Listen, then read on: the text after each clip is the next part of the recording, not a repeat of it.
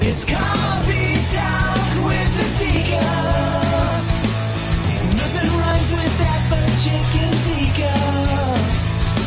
We name drop here with Stephen, Mike, and whoever.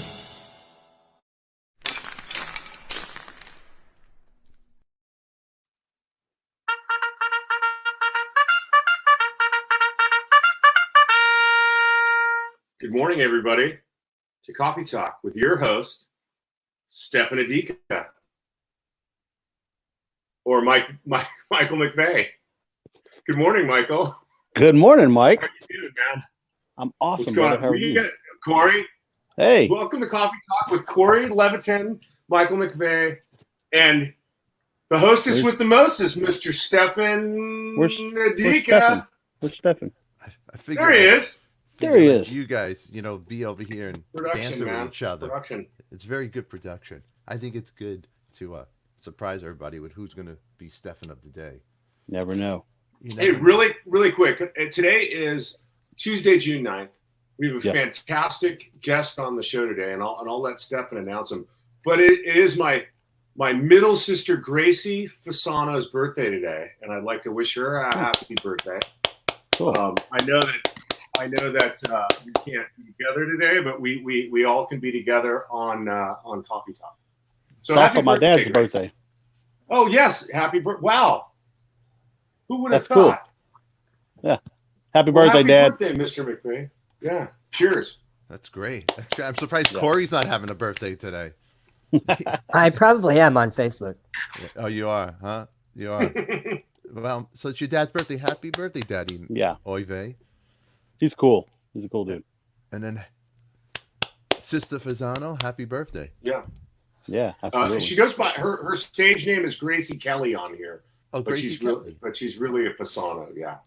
Okay. Cool. This So one she- right here, everybody. You can find her on Facebook right there. Yeah, Karen Ritter says happy birthday, Gracie. See, Gracie getting birthdays from everybody here.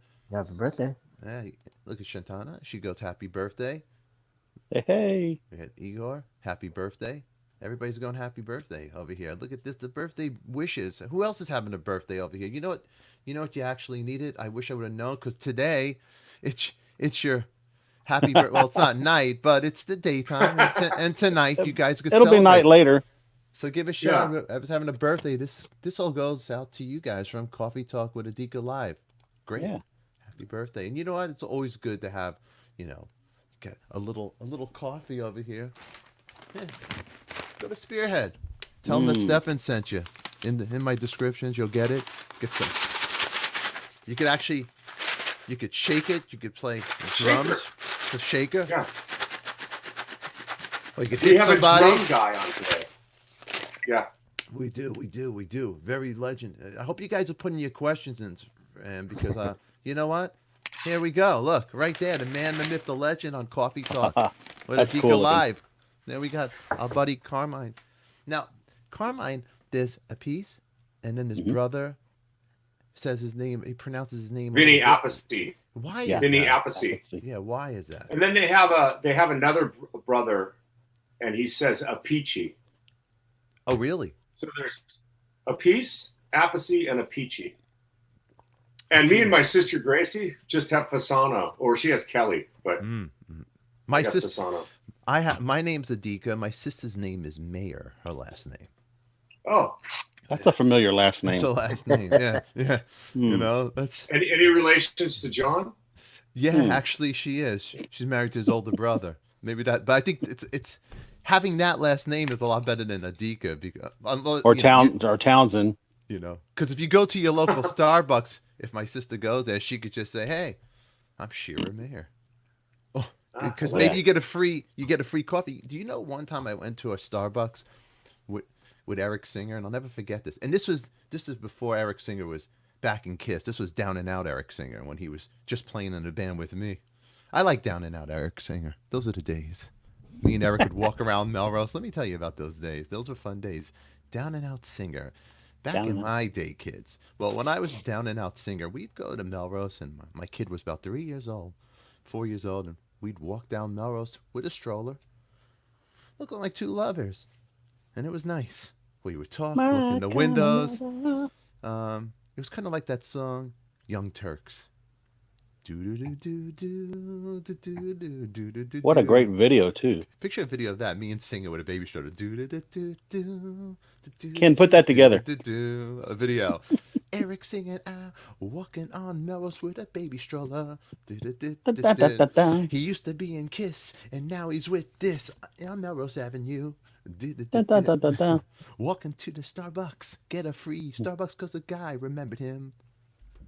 He remembered Badlands. It wasn't the band Kiss. Yeah. Free lattes with Eric Singer tonight. That's a true story. We went into Starbucks and the guy remembered him. And I, "Is you Eric Singer?" And I looked at him and he goes, gave us free these Starbucks cards, and they were like worth like I think like $20 or $40. That's like three Starbucks, right? And but back, this was like 99, 98. And I was like $100. I was like crazy. I go, "Oh my God." It's like 5 coffees. I go, "Who the hell knows who you are?" He goes, "You like that stuff?" I go, "Yeah, let's go to every Starbucks." Because that's when Starbucks was good. And there wasn't all these, now you have all these little homegrown coffee places that roast their own beans. They do it better. I'm glad you asked. Let me see that one. I'm drinking Mr. Espresso from Oakland, California. Oh, that's good. Now, it's 1978. It's Oakwood roasted. So it's not roasted with gas. It's roasted with actual wood. It's a really cool story. We're going to have this guy on the show one of these days. His name's Luigi. My friend Jeff, who's a drummer, great drummer, and he's a coffee connoisseur, has been sending me little snippets. And finally, he hooked us up together. And Luigi sent me a whole a couple of pounds of this and a shirt and some stuff and a mug. And it's great. I mean, this is what we're drinking. Let me see that mug. Oh, wow. This is we're coffee talk, but we don't really talk about coffee enough. And I think we should. Like, you're drinking Spearhead, Steph. What are you drinking, Michael? I have right here. Check this out, guys. Don't even ask him. Oh, no, go away. Don't even bother. Corey's got tea. He just wastes the screen time. Hold on. This is water. This goes into coffee. Can I see something? Let me see that coffee. Let me see the mug, Mike. You did it so fast. Oh, you want to see the mug? Yeah, I like that mug a lot. That's like old school. Wow. Really cool. Speaking of my sister, she used to work at a country store in Sholo, Arizona. And she sent me and my wife a couple of these kind of mugs. They're real cool. They're really cool. Let me see the Mr. Espresso bag. Really quick. It's cool. So it's roasted in oak and wood. Yeah, that's what's heating the roasting pot or whatever. Look at this idiot. He's such an idiot. I can't really deal with him. Look at him. Look. I just look at him for a second. I got annoyed. I'm talking coffee, and at the bottom of the screen, Mike, it's like just I'm getting into the coffee, and I'm picturing the smell of the wood and the roast. Then I see that monster down there just stretching with his blue hairy arms. It's just I can't handle him. What do you have to say, Carl? Just talk. I don't know if I don't know if I can talk. I feel kind of. I don't know. I like his shirt, Corey. Forget it. The coffee thing with Corey is like him not knowing or wanting to talk about anything about Kiss. I think Corey just needs to do his own show. One second there's too many people speaking, and I'm trying to organize the show. When we have a guest, I don't want us all to speak on top of each other. Should it be one-on-one, like your friend, who does everything Mr. Right over there? I call him. He's not here. He has a different show. But I just want to say one thing. There's only one person in my entire 30-year career that I've ever fired. That's all I'm going to say. Who did you fire? I can't say. Oh, no. Only one person. Oh, no. And this is why I don't want so many guests on the show. Oh, my God. Oh, my God. I mean, so many hosts on the show. You're a real... Now I know the story. Yep. You're a real loser. So, I'm not a loser. It's very interesting. No, it's... I want to see... we'll see how this one goes, We'll see how this one... Let's go to the comments. Mike, really quick, Mike. So that coffee, do you taste... before I got distracted by Brad Pitt down there. That coffee... Can you taste a little of the wood, the essence of the... Let me tell you what I taste. I taste it to me, it's smoother. It's not... Sometimes for example, I don't get me wrong, I'll have a Starbucks if somebody brings it to me, but I feel like that coffee is burnt. Always tastes burnt. No, it is. It didn't used to be years ago. Overly roasted, and this is very smooth. And I found that I don't put sugar in my coffee, but I put a little cream in my coffee. I find that I don't have to put as much cream because it's not so acidy. If that makes any sense to the coffee drinkers, not necessarily to Corey, but it's a smoother. It's got a whole smoother thing about it, and it's delicious. And I mean, if I'm gonna have a couple cups of coffee, I'm not drinking a pot of coffee a day, but I want to have something good. If I'm gonna have a beer, I want to have a good beer. I don't need to have a Keystone Light beer. You know, get something nice. Like, see, Starbucks, look, Scorch. She's CGN. You're totally right about that. I don't know what happened to Starbucks. It used to be good, and now it's like taste. It does taste burnt. Look at Diane Brooks goes Brad Pitt. You know? Brad Pitt I've seen Brad Pitt up close. He's not all that. He's got acne scars. Hold on, guys. What is she talking about? No, hold on. Oh, Brad, no. Wait, before you go to Abby, let's talk about Brad Pitt. It's not you, Abby. Let's talk about Brad Pitt. You are saying that Brad Pitt's not that good looking. Yeah, I've seen him up close. I've interviewed him. His one side of his face is all. It looks like the side of the moon. It looks like the moon. So you're saying he looks like what's that guy from the Batman face? What's that guy? That guy's the character. Or the way Bill Murray used to look. I'm sure that he's had dermabrasion or whatever plastic surgery to reduce it. But when I saw him around 2000, he looked like a monster. I hope one day we get a connection to Brad Pitt and wanting to come on the show, because I'll make sure Corey could take the day off. Another way, how to offend a guest, Corey Levitt. And now, so you're worried about Brad Pitt now.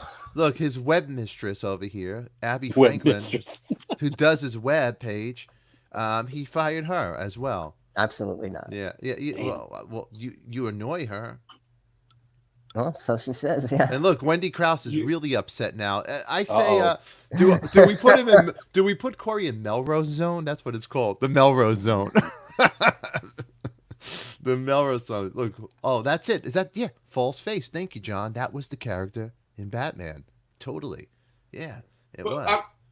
Brad's a pretty good-looking guy, and I'm straight, and he's pretty damn good-looking, and he's getting better as he gets older. Would you like some work done? I'm just saying. Here's a question. Not a question, but Mike, you should try the new Mexico. What? Pinon. Mexico Pinon roast.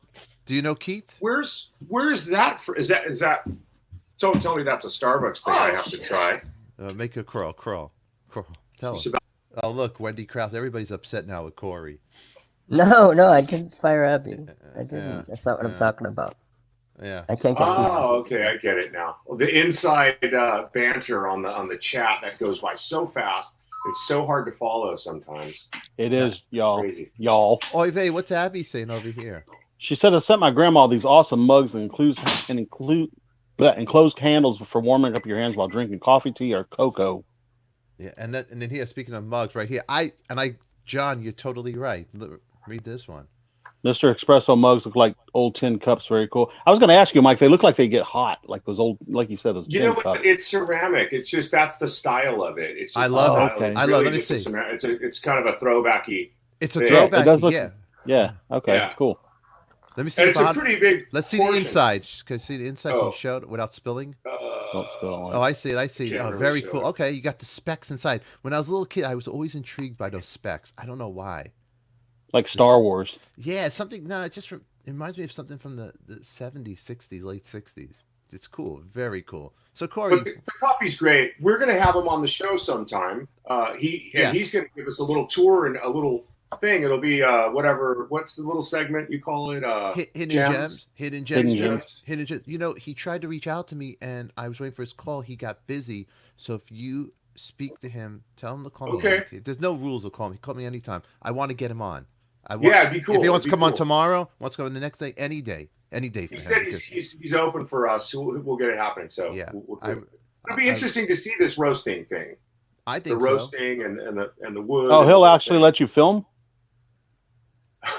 Will he let you? Yes. Will he No, let I'm you? being serious. Can we live stream with his That's the plan of having him. I mean, I know he's not a drummer, and I'm not bringing That's a drummer cool. on, but I want to bring some coffee person on. No, I that's want you cool, to start man. bringing. That's I want different. you to have a drum corner, so this way the drummers out there they get more intrigued. Okay, you're gonna help me today. Me and you are gonna go on. Here's what I'm gonna do. Bring Corey later and Oive later, but you and I are gonna talk to Carmine together. You're gonna help me with the drum talk, Mike, on this. I'm gonna talk about the other stuff with this. Like I want to know a lot about Rod Stewart stuff.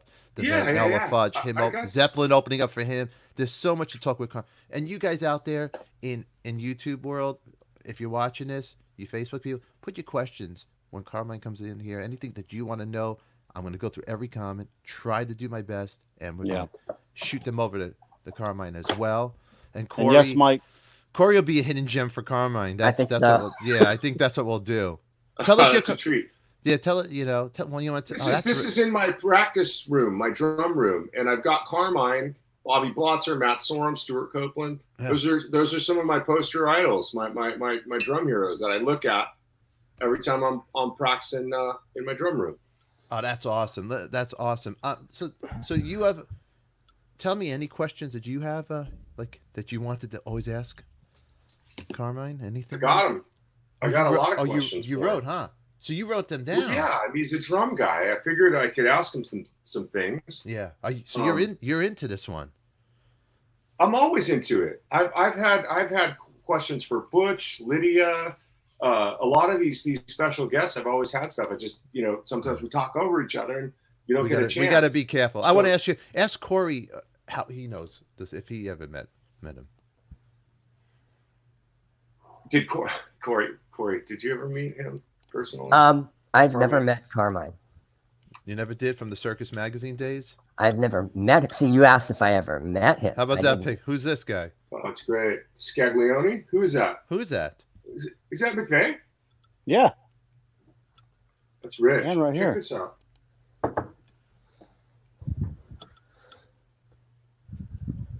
I bet he can't wait to meet you, Carmine. Crazy Kiss fan in his bedroom with all the boots and stuff, right? What do you got there? What's Fasano has? Oh, wow. That's cool. Oh, wow. That's really cool. Is Dude. that him in the yellow? Let me see the yellow one. This is the first version of his realistic rock drum method from the 70s, and this is the 81 version. When I started playing drums, it's cool. This is one of the books that my teacher and a lot of teachers, at least in the States or California, I would say the whole United States, were using, because it was a modern approach to playing rock and roll drums. And this book is legendary if you didn't know about it. Mike, that looks like the Rod Stewart years. Yes, definitely. And this is, I mean, talk about it. I never pulled this out because my mom wouldn't probably let me have it in the house, but it came with a poster. Look at the drum set.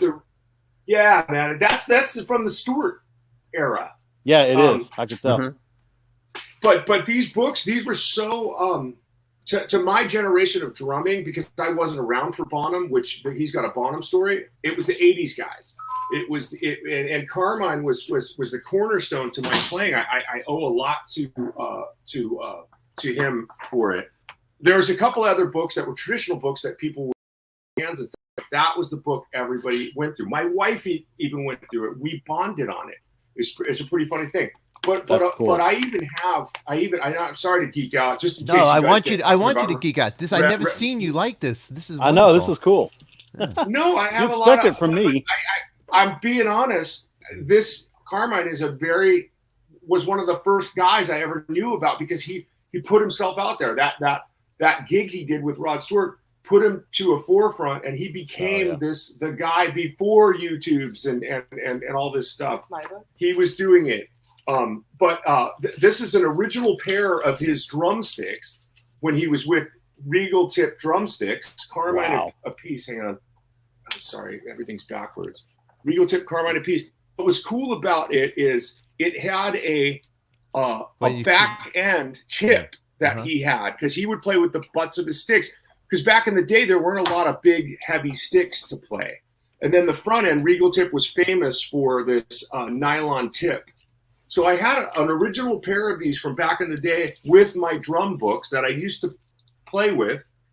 Just the tip, Mike. But when I started working in the studio, I went to a studio by Mates, and I know he's familiar with Mates.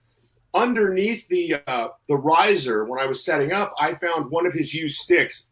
Oh, that wow. He actually played just one, and there's his name right there. I see it. Yeah, you could see the little Appice. And this is like cool.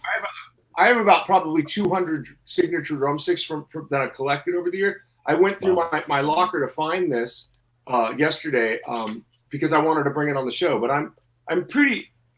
I mean, like, I have a lot of respect for him, and I think that he's maybe because he was out there, put himself out there as like sort of the first real rock guy to do stuff like this.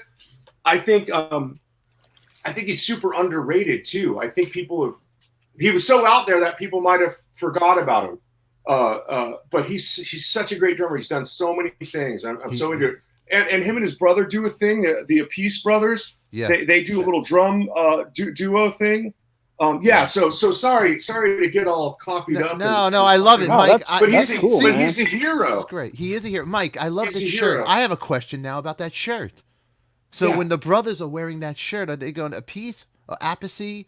Right? I'm gonna ask him. That's a fantastic question. That's a great question. Or should they have two different spellings? Right? Appice. Or is there a brother fight like the Robinson brothers over here? Hey, man. You know, when you're with me, it's Appice. No, it's Appice, man. No, it's Appice. It's like, what's the real story? Hey, man. Well, I was in Cactus. It's Appice. You know, like, really, what's the real story?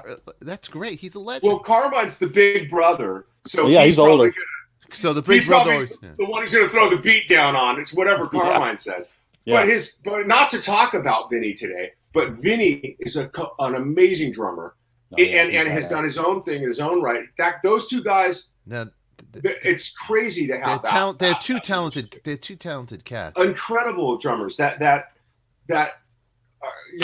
here with us today. We're talking. I mean, Carmine's with us. It's not like he's passed away or I've passed away. I can actually say some of this stuff to him. He's you know what I mean? This is really like, cool. As I quote Derek Sherinian says, "Last of the Mohicans, man." He's like, there's not many of the guys at the stores that lived it. He was friends with a buddy Rich, which he was a fan of, and then he got to be friends with him. That I'm interested in that one too. It's too bad Corey won't be able to speak today on this interview because this is when it's great. Can I just say something for the record?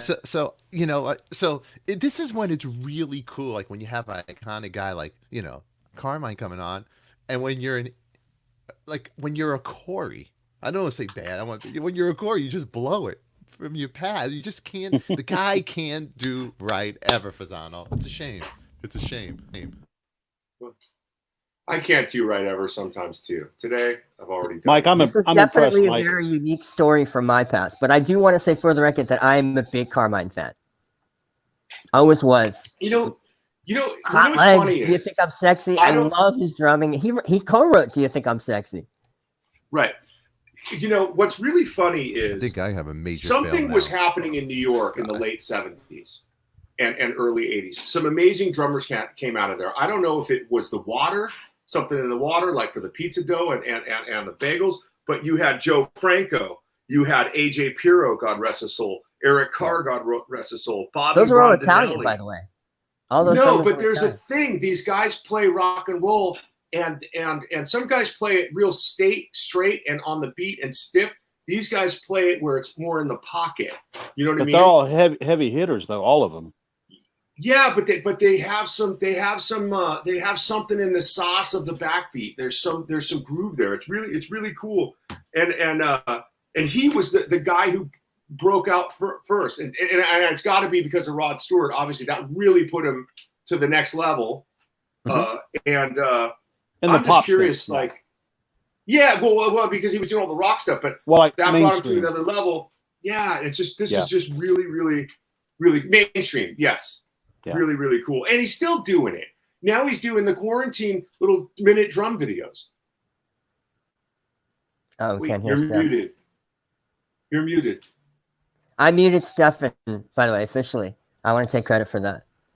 Did you really? I want to take credit for it. How about He this muted one? you. Yeah. How about this one? How about that one? Look, I just Guys. kicked him from the studio. To be clear, Corey annoys me like a brother. I can't complain, but if anyone else comes for him, I'll rock the world. I Damn. just booted him. There it is. Look, how about that? Oh, you muted him. I Wow. booted him totally. I upped him and I booted him. Now he has to come back in. Now he has to come back in. There he Here he is. comes. I upped his mute for a boot.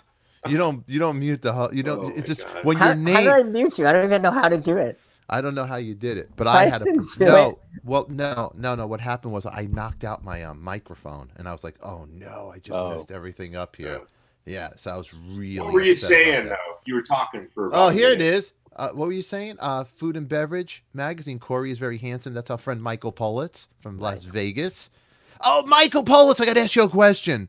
Food and Beverage Magazine. I'd like you to come as a hidden gem whenever you want. You want to come this week? Invitations open to you, my friend Michael. Michael Politz, who owns the magazine, best friends with Mike Tyson and Vince Neil. Alrighty. That's an interesting combination. It's very interesting. Mike Tyson.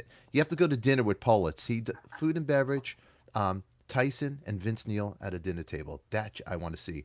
But Oh, you had him on a long time ago. I remember. Yeah, he came with the wrestler. But Yeah. Really quick question, Mr. Politz, you're out there. Corey says he's very world famous in Las Vegas. I'd like to know who knows a Corey Leventon. Okay, who out there knows a Corey?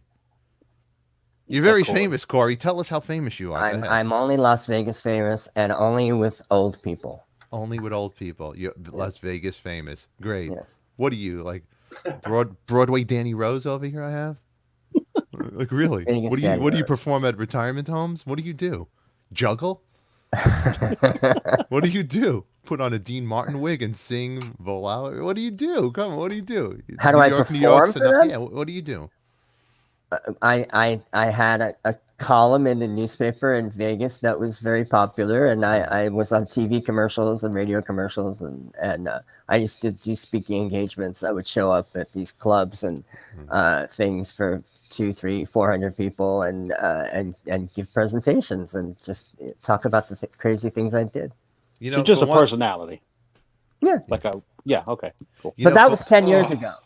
That was 10 years ago. So You know, I gotta be honest here. For once in my life, I gotta agree. I hate when Eric Singer is right. He's right. He's totally right. I man. know. He's totally right. You are the most annoyingest person. You're so annoying. And he goes, I don't know why you have him on the show. Eric, you're watching? I don't know either. It doesn't get worse than you, Corey. thank you. You're very welcome. That's the thing. That's the danger zone, the Eric Singer zone. I mean, if enough of you're the worst on the show, you could be out. I could be out. McWay, he was riding you for not knowing Kiss stuff the other day. I know. No, And he I just- love So, the but guy. we're all still here. We survived. You know why? Because it's Stefan's Coffee Talk with ADIKA, and that's why we're here. And that's when the hand goes up, the mouth goes shut. You know what that means, Mm. Mike? It's time to bring on our next special guest. All right, Mike? So that means, Corey, we'll see you later. Yeah. 'Cause you just got to behave. We'll Yep. bring you back later first. Oive, we'll bring you back. Should I over give here. him a drum roll? Should I do a drum roll? You are a drummer. You're very excited. I never saw the notes that you had for Carmine. So yeah, I've got a book full of notes. You're very excited. For This is everybody. what ADIKA does. ADIKA does good for all. I'm gonna let you introduce him the way because you're great. You're my Ed McMahon. Are you ready, Ed? You ready? I'm gonna bring him up. Here we go. Hold your breath. Take a deep breath. Okay. You ready, Mike? I'm Mikey. ready. All right. Here. Go ahead. Here's it. Ladies and gentlemen, the man, the myth, the legend, the guy I learned how to play drums from his book Realistic Rock here in Glendale, California, Mr. Carmine Appice. Welcome, Carmine. Hey, how you doing? And where's my lighting? What happened to my lighting? I think I'll have Welcome. to. Thank you. Can you see me? I'll have to turn around, I think, and face you. I see you good. The witness protection program. I get it. I understand. You look Yeah. great. No, I must turn around. Actually, I was trying to get the view behind me. Well, we can see the Yeah. view for a second. Look at the view behind you. Look at that. Yeah. That is beautiful. So, Yeah. so right now we don't want to tell people. Where are you? Where is we- that? well, I'm in don't- Florida. Florida. All right. I just moved to Florida. Oh, here we go. Yeah, That's there we better. go. That's way better. When you forward it, yeah. Yeah, how's that? That's better. So what's the looks view, great. Carmine? What's the view you got behind you? That's actually a canal and a lake in the house we just bought. We just moved in a week ago, Yeah. and we're renovating, finishing the renovation inside, and then we got to work outside and getting this house together. So you did the move, huh? How was the move, man? It was all right, actually, not bad. Yeah. Not bad. We drove down from Connecticut in a van. I have a group I'm producing, Imagine, called Kodiak. Yeah. And they had a van, a 12-passenger van and trailer. So we put my pink leopard Slingerland drums in there and a few odds and ends. Came down with my wife and my dog. And we have a new puppy, so we didn't want to ship him, and I didn't really want to fly yet. So we all drove down. We left on a Thursday at 4 o'clock. We got here on Saturday at 4 o'clock. So 2 nights in a hotel. It was not bad.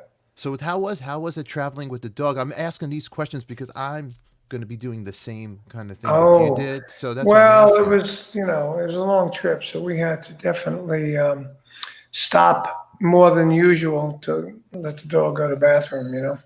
So your lady, the dog, you guys just took a trip and you just went, huh?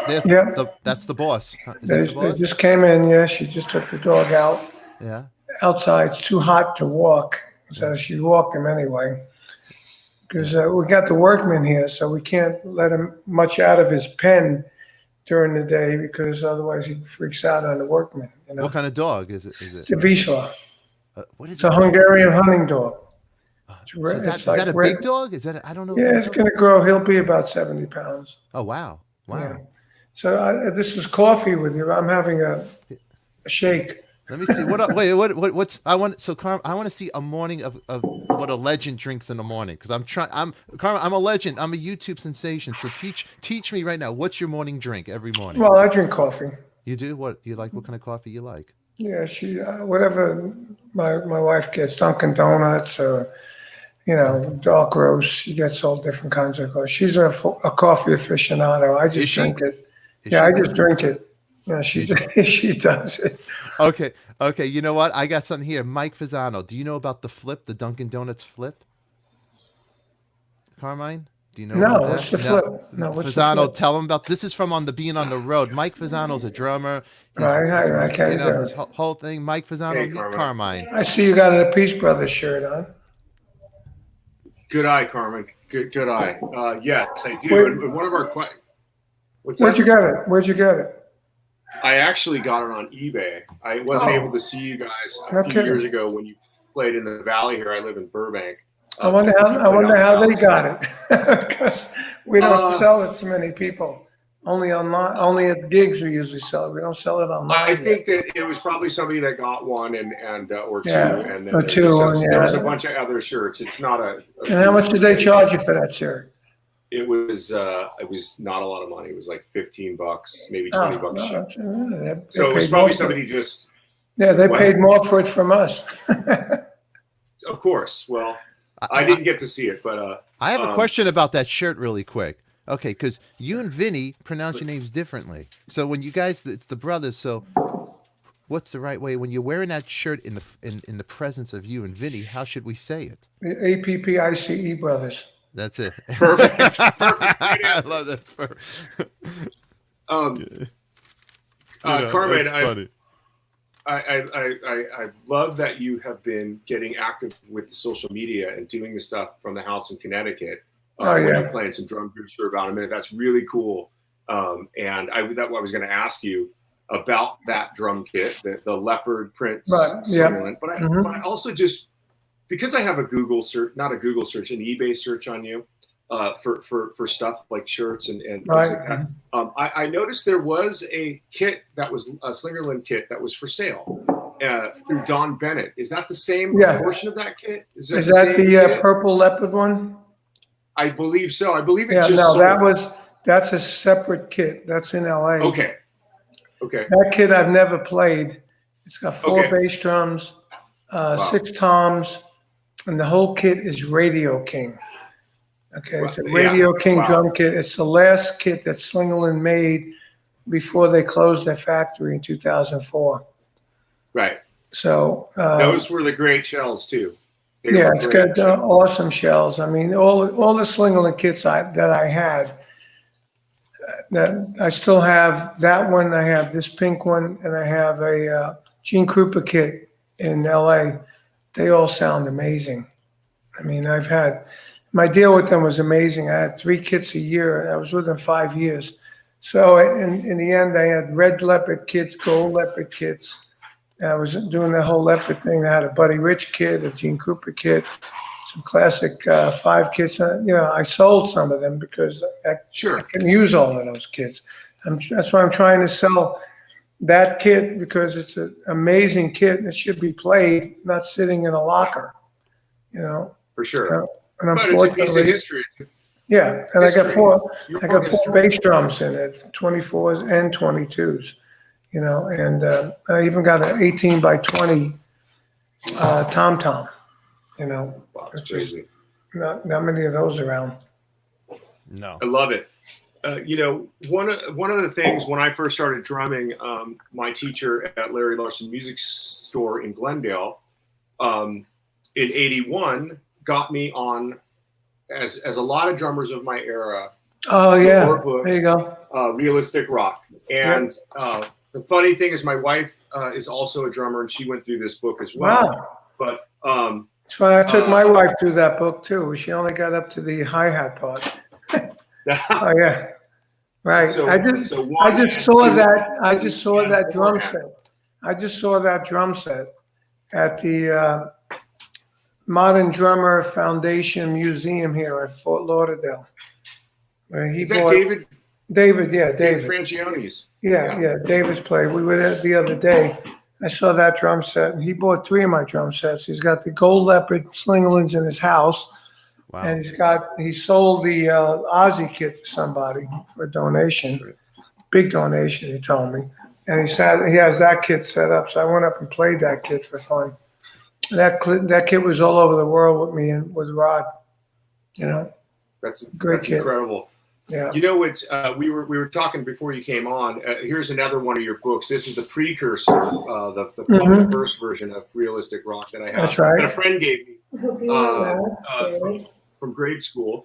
But what's really great is you made the boring stuff that we had to learn reading with the hands to putting it applicable. Quiet. Yes. Applicable. And this really is the cornerstone. I mean, to me and a lot of drummers, and it's such a great book and so important in my life. Also, back in the day, I had these sticks with my book, and they were your sticks, the original the Regal ones, yeah, the original. And they were in with my book. Sorry, a little memory lane. But what was really cool about you is you always had this tip that nobody ever had. Because back in the day, right? They didn't have bigger sticks, so you need to get a little more meat out of the back, the backbeat. So drummers would flip their stick around. You were an innovator and said, "Hey, I want to put something like a tip on it, as well as the patented Regal tip." Yeah, because when you play with a butt end and without that tip, it's very blunt and it has no bounce. So we put the tip on as my idea to put the tip on to give it a little bounce. But I like the feel of the taper instead of having a bigger stick, for a stick to have the big tip at the end. And because if you flip the stick around and play with the plastic tip, same with my Vic Firth sticks now, and you hit the drum, it has a certain sound. You flip it around, hit the drum, it's a thicker sound. Right? So and let's talk about this real quick. Oh yeah, that was the claw. The claw. Well, that's how it came about, from spinning the stick, But except I went this way. I went this way. Forward. That way you can actually hit like that. I don't have a pair of sticks handy. I got them in my guest house, so I just set up those pink leopard drums and setting up a studio in there. But I flip this way. That way I can keep flipping and playing. when you flip this way, you can't keep playing. You know. Right. What's funny is, like you said, having this indentation here as a tip, that does give it more bounce. And I'm surprised more stick companies. Yeah. You're such an innovator. Why more stick companies this is your model, but why wasn't this incorporated to the design of a stick? Who knows? I don't know either. That was 1981 that I did that. And, I've been pioneering all this drum stuff since my career started with the big drums and with Ludwig. Ludwig were the big innovators, and Ludwig were pushing me to pioneer stuff for them. Like the big maple kit, 26 bass drums, and 12 by 15 marching drum is a small tom, and a big tom, and a 22 bass drum is a big tom. 6.5-inch concert snare drum. Those are all things that I ordered from Ludwig, and they called me and said, "Are you sure about this order?" And I said, "Yeah," because I had one bass drum at the time that was 26-inch, and I did that bass drum on Ed Sullivan. That bass drum was louder because it was bigger. So I figured, well, when I got the endorsement, let me get the bigger drums be louder, because in those days there were no PAs. People say, well, how did you think of coming up with this heavy rock drumming sound? I didn't think of nothing. I just did out of necessity. Couldn't hear me. You couldn't hear me if I played the way I normally played,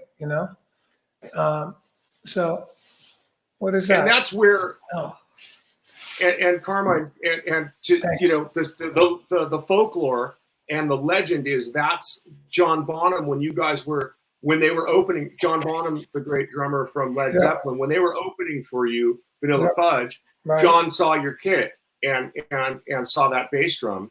Yeah. And you tell us a story about John and you on the road and what you gave to John that not a lot of people know.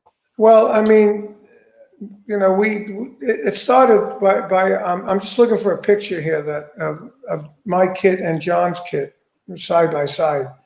But basically what happened is our managers and we had the same lawyer as Led Zeppelin, because the lawyer also handled the Yardbirds. So when Jimmy Page was the Yardbirds, we had the same lawyer. So when he started Led Zeppelin, he was their lawyer and our lawyer. So he said to us, we'd like Led Zeppelin to open up for Vanilla Fudge, and you guys should hear their album. Like, oh, here you go. Check this out. Can you see this? Yeah, just pull it up. Yeah, wow. So the top picture is me. The bottom picture is Gonzo. That's the kit I got him. It's the same exact kit, And he played double bass drums 6 months later until Robert Plant and Jimmy told him not to play it. And then when they took away one bass drum, the Led Zeppelin drum set was born. Wow. So, that is so cool. So we ended up playing with them and listening to their album. I heard Good Times, Bad Times. I heard the bass drum. I said, oh my God, who is this guy? So when I met him, I told him I love that bass drum thing you did in Good Times, Bad Times. And he said, well, I got it from you. I said, I don't do that. He said, yeah, you did. And he pointed out on one of my records, which I don't remember where it was now, but I did it. Instead of going repetitive, like dap boom boom dap boom boom dap boom boom, I did like bop bop bop bop like that, So he took that, on the bass drum and kept repeating it, and I said, "Wow, amazing!" So I loved it. So I called Ludwig, and he wanted a kit like mine. He was like a young guy; nobody knew who he was. It was unknown. Sure. And I took him under my wing, as I do with a lot of guys, Like you talked about Eric Singer. Eric was discovered on my drum off by Lita Ford, So right, that was something you were doing in the park in Glendale, right? I did it. Yeah, I did it all over. I did 5 of them. I did it. The first one was in the parking lot of Tower Records. It was very successful. Second one was in the park at Griffith Park in Glendale. Yes. That one I had Buddy Rich as a judge. Wow. We had 10,000 people there. And then the next one was at the Long Beach Arena, Long Beach Stadium at Community College in Long Beach. Then we did 2 at the Palace. That's where Eric was discovered, at the Palace in Hollywood. And then I stopped doing this. I never really got paid for them. I just did it because I was bringing drums to the attention of people. And then I took a break, and then Guitar Center stole it from me. And I started doing the Guitar Center drum off. And they asked me if I wanted to be a judge, and I said, "Judge of what?" It goes, "I would drum off." I go, "You mean it's my drum off?" They say, "Well, we're just taking it over because you haven't done it. You haven't done it in 2 years." Because I used to use them as the preliminary, so they learned how to do it for me. But they still use my judging sheets, through the whole career of the Guitar Center drum off. So finally, they gave me an award, a Legends Award, and I told them I wouldn't accept it unless they proclaimed that I was the originator of the drum off, and they did. Yeah. And, when they gave me the award, they proclaimed that, so they gave me the award, and I said thank you. But I wanted to do like Gene Krupa did. I wanted to bring the drums out front to the rock audience and do everything to bring attention to the drums. And you've done it. And as an innovator, going back to the drum off in Griffith Park, my friend won the raffle of the engraved 6.5 by 14 Black Beauty. His name is Tom Weir. His brother is a famous soap star named Michael Damian. Tom has a studio in Studio City here called Studio City Sound. I see that drum whenever I go there to work. Beautiful. And it's really cool. We always talk about the drum off. So, I mean, you are, speaking of innovator, what about, tell me about the guys in New York. What was there something in the water? The drummers, I mean, you were the forefront of all of this stuff. You got great drummers coming out of New York, like Joe Franco, obviously your brother, AJ Piro, rest in peace, Eric Carr, Bobby Rondinelli, Marco Ciccoli. All of these guys had a feel. Like, for example, you guys had like something in the sauce, something in the backbeat. The rock wasn't just so stiff and straight. You know how some metal drummers because we were all, first of all, Franco and Bobby Rondinelli were my students. Okay. I had a drum studio in Long Island that had those guys there, so they copped my feel, and I taught them all my stuff. I was teaching them realistic rock before it was actually released, So those guys there. Marco Ciccoli was a fan of my playing, but you can't forget Dino Danelli in that. Oh, Dino Danelli, of course. Dino Danelli started the rock, R&B rock thing going on. I picked up from him, and I took it to the next level, with the showmanship and the technology. Sure. Dino was a monster. I used to see Dino before he was in the Rascals. He used to open up for Gene Krupa at the Metropole, and he did the first groove that I picked up as I'm younger than him. It was like boom, ja boom, boom, rocka boom, ja boom, boom, rocka boom. And I went, whoa, what is that? And he was riding, 8 notes on his left hand while he was playing the backbeat. And I talked to him, and we wrote it out. We actually musically wrote it out, and I picked it up from him. And then I used a thing that he still does, that kit that you were talking about that I put on, on mine. This ripped up newspaper in the bass drum. There's no hole in the bass drum head, right? The ripped up newspaper is a Dino Danelli thing. Now, I don't know where he got it from, but I've been using it all my career pretty much. And it takes away the bad overtones of the bass drum without muffling it. So that's soaks it up a little bit. Yeah. So Dino, So Dino, I got that from him. So he was like the first New York guy that was, a white rock drummer, Italian. It's all the Italians, And then it was me, and then the guys from Joe Franco. He played with Twisted Sister. There was a guy named Joe. The Good Rats. The Good Rats and Twisted Sister. He played with Twisted Sister too. And my other teacher played with Twisted Sister. There's a song called Tasty. It's all about him, and then Bobby Rondinelli used to come for lessons. I used to tell his mother used to bring him. I said, don't bring him here if he didn't practice. I don't want to see him. So I got him to practice, Now he's a practicing fanatic. He turned out to be a great drummer. There's a few drummers that went through my school there that ended up like on Broadway. The Beatlemania guy was one of my guys. Was that Justin McNeil from Beatlemania? I can't remember the name. Yeah, Justin was Yeah, and at the drum off, we had, as Eric knows, Stephen Adler yeah. participated in my drum off. He didn't make it, and he was there with Slash and his mother. It's hilarious stuff, you know. So I got a lot of story. Most of these stories are in my book. You know, Stick It, My Life of Sex, Drums, and Rock and Roll, and plus a lot more. But you know, my greatest drum story is giving that book to Fred Astaire. Wow. Through Gregory Peck. And then getting a letter back from Fred Astaire, which is on its way to me now from LA to Florida with a mover, you know. That's going to be up in my studio as soon as I get it. That's so cool. Along with the gold records. By the way, what are all these gold and platinum records I see behind you, Mike? What are they? You know, Carmine, I play drums, but I also have a rental tuning business I do. I've worked on a lot of records tuning drums in the studio in LA for the really? 20 years.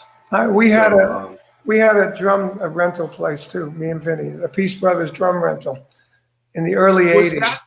In the early 80s. Was that the place by Sound City across the parking lot where the rehearsal room was? Well, that's where I still have that locker there. That's my locker. I've got a huge locker there. I've got my King Cobra stage set in there. I use it as shelves. That's where I got all these drum sets. I got a Mapex drum kit, 2 Mapex drum kits. I got 2 Slingland drum kits. I got the D-Drum ES kit, which is the Ed Sullivan kit, duplicate of that Red Sparkle kit. Wow. I got old, you know, like I have a 1924 Ludwig Black Beauty. I got a 1940s Slingerland drum. I got a 1920s floor tom-tom with a pedal floor tom with cables. When you hit it, it's like a timpani, you know, like that. Wow. I got all my Blue Murder cases in there. I got probably a dozen Speed King pedals. You know, I even have something that nobody really has, a Ludwig Maple Kunga. Okay. Wow. Yeah, that I had on my set. And Wow. let's see who's calling my wife here. Let's see. Let me call back. She's trying to buy a car. Yeah. Okay, I'm reading things on here. Carmine, I really like Paul Stanley's 1978 album. Your drummer, that was great. Thank you. Any story you'd like to share about the recording back then? Well, I came in from Tokyo. I was fried. I went in the studio. I played on 4 or 5 songs, and they only used one.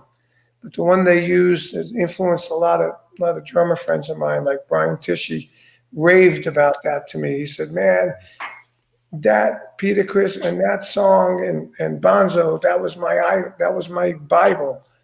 That song." He said, I used to go do clinics, right? And we lost Mike. No, he's coming back. Yeah, I used to do clinics, and one clinic tour I did, and it was when that album was out. Somebody raised their hand and said, "What are those drum fills you did in the Paul Stanley album?" I don't know. I just did whatever I did, you know. Felt it. I never planned it. All my recordings, I've always been just played it. So I said, I don't know.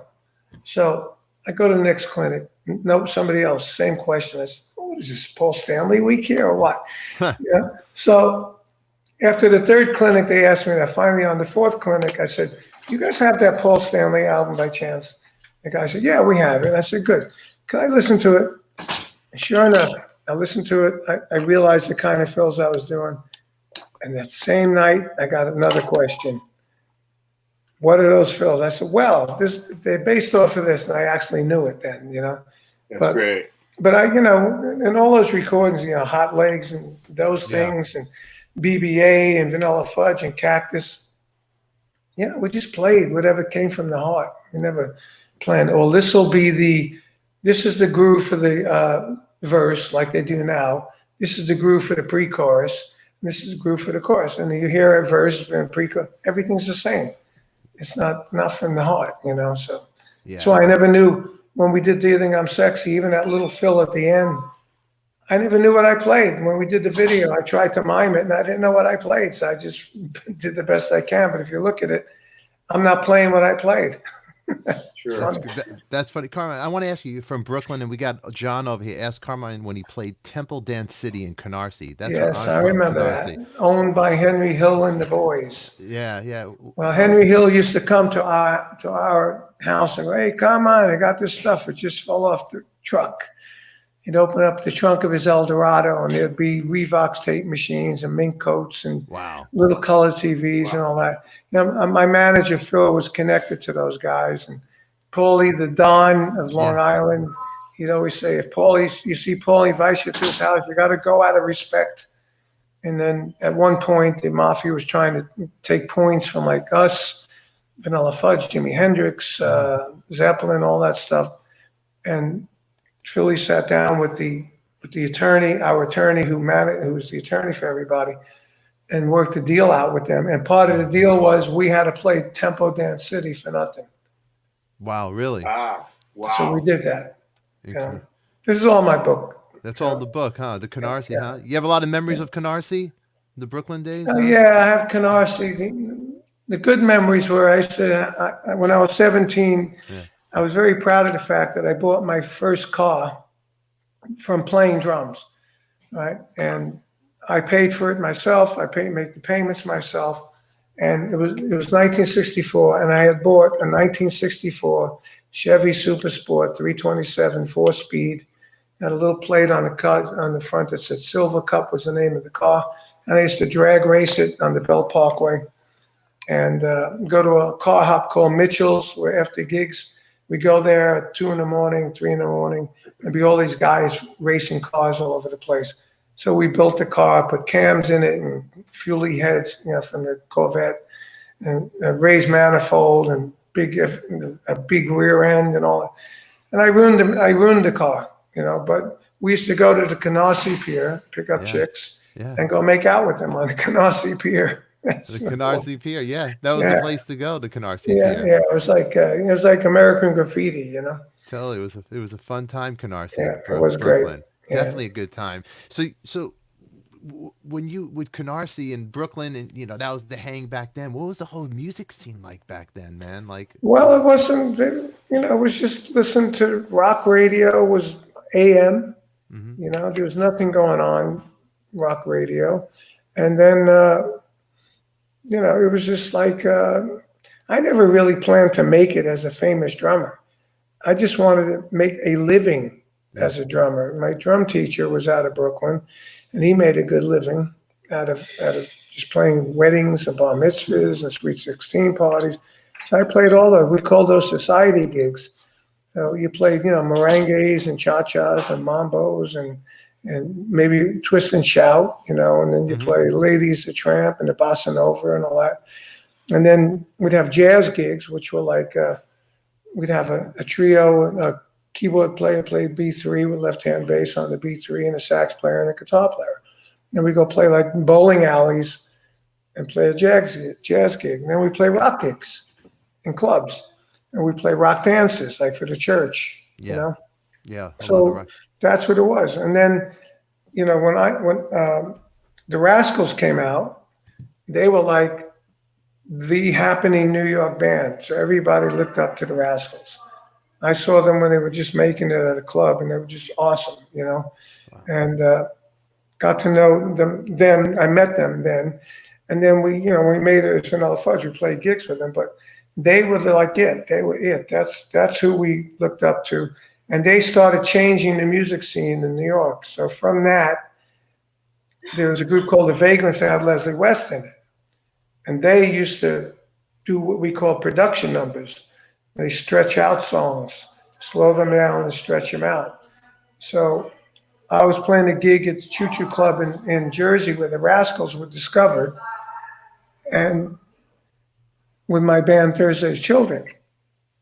And Mark Stein and Tim Bogert walked in, and they said they wanted me to join their band because they heard I sang and I had a good right foot and I could read music, and I was a technical drummer. And they wanted to get into more technical kind of stuff. So, I thought I was pretty happy with myself. I was making good money. I said, well, let me go check them out. So I went and checked them out. I never played with a bass player before because all my bands had a left-hand bass on the keyboard. So when I went, I played with Tim Bogert, and that was like unbelievable. And he sang great. And Mark Stein, the B3 player, was just unbelievable on B3, an amazing singer. And the guitar player was really good, and he was a good singer. So we were singing some doo-wop stuff because I used to sing doo-wop in high school, and wherever there was an echo, we sang doo-wop. Subways, in the cafeteria, bathrooms, anywhere. So, and I noticed we were singing, and we sang great together, and we all had the same kind of doo-wop vibrato. And I said, wow, these guys are great. And then they were managed by this guy, Phil, who was going to put us on a salary every week, and they wanted to make it.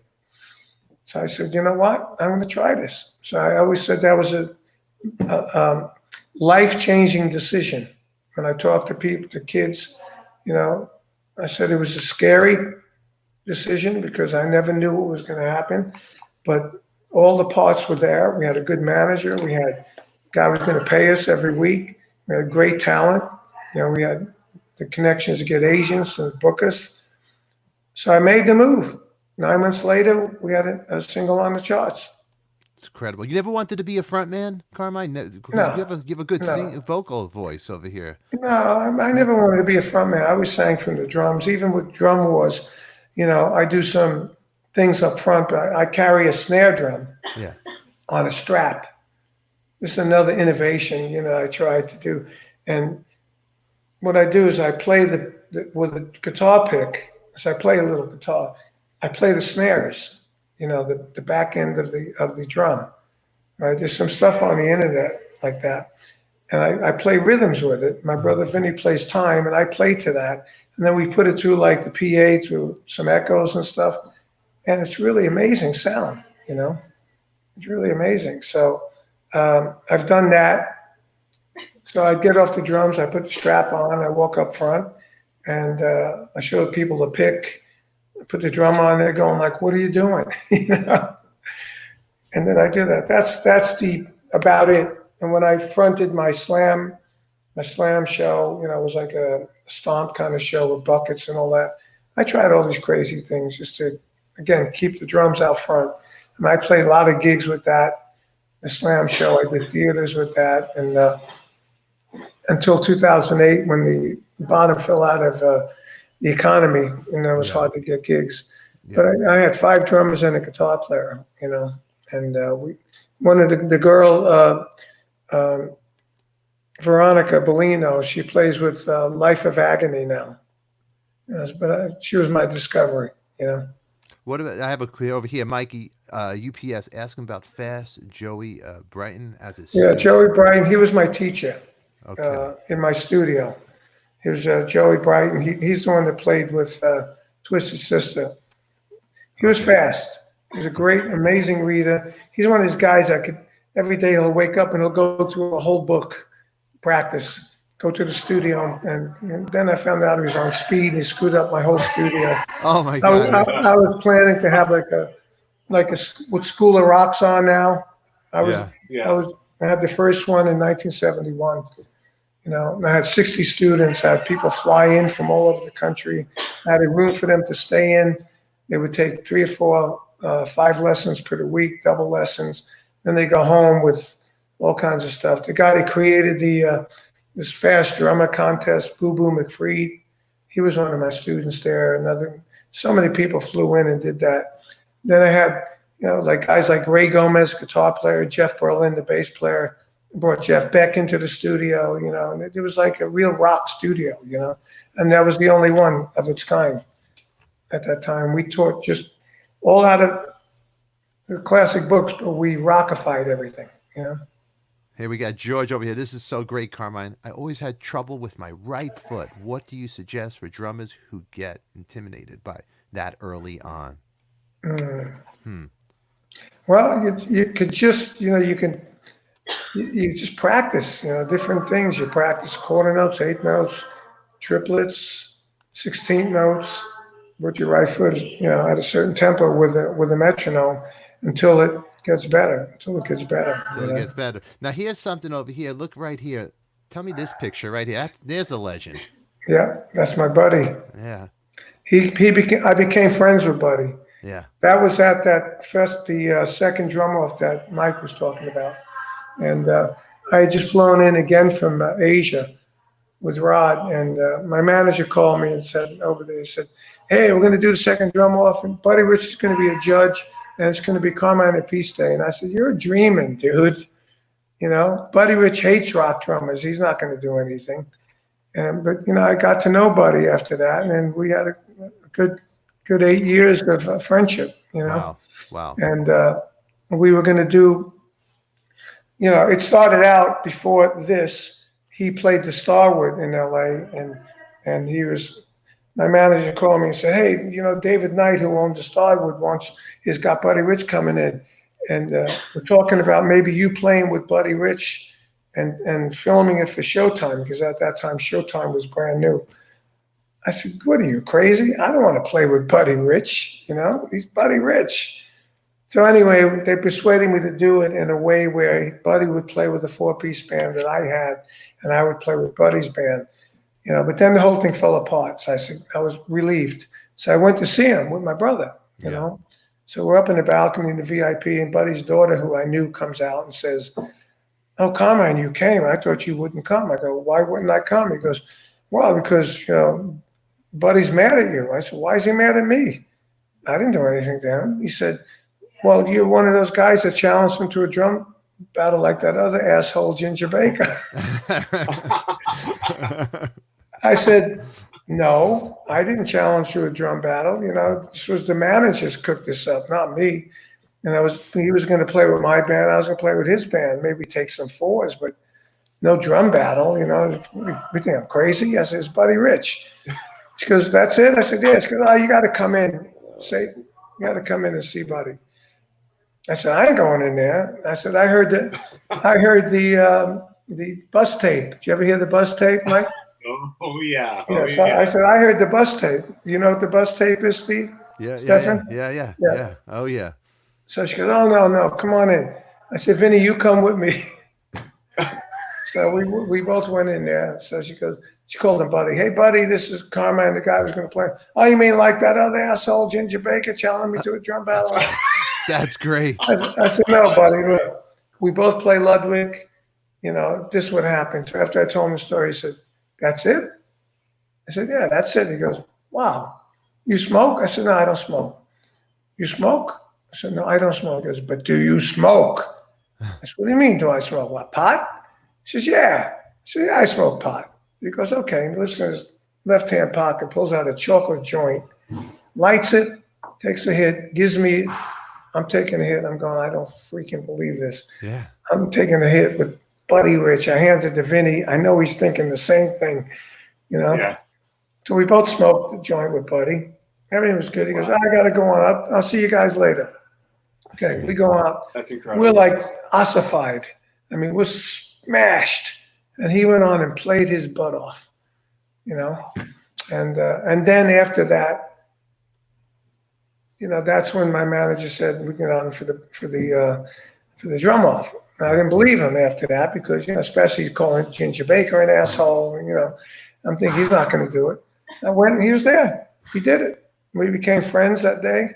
And the funny thing was at the end of the drum offs, we always got all the judges up to play, you know. So this one would have included Buddy.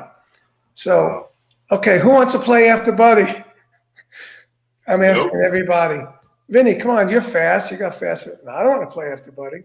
It was Bruce Gary from the Knack. How about you, Bruce? No, Michael DeRocha. No, I don't want to play after Buddy. I even had Jocko from Sha Na Na, the guy from REO Speedwagon. Had all the big guys at the time. Nobody wanted to play. I said, you know what? I'll play after Buddy. I got 2 bass drums. You know. So I played after Buddy. We all took 4s. I played after Buddy. And then after that, we got in a helicopter. Buddy was playing Disneyland like he always played. Got in a helicopter with Eyewitness News camera. Wow. Right. This was the whole point. My manager was a genius of press. You know, that's why I was originally signed with him with the Coin Management who managed Kiss. That's why they made Kiss so big from the press. And when I signed with Bill Coin, he said, we're going to make you a celebrity. You're a great drummer and everyone knows you, but we're going to make you a celebrity. I go, how are you going to do that? He says, you watch me. And he did it. I was on TV. I was on all kinds of stuff all the time. So we're in the helicopter, camera next to me. I'm here, Buddy's here, and that pilot's over there. So right's the pilot, left is Buddy.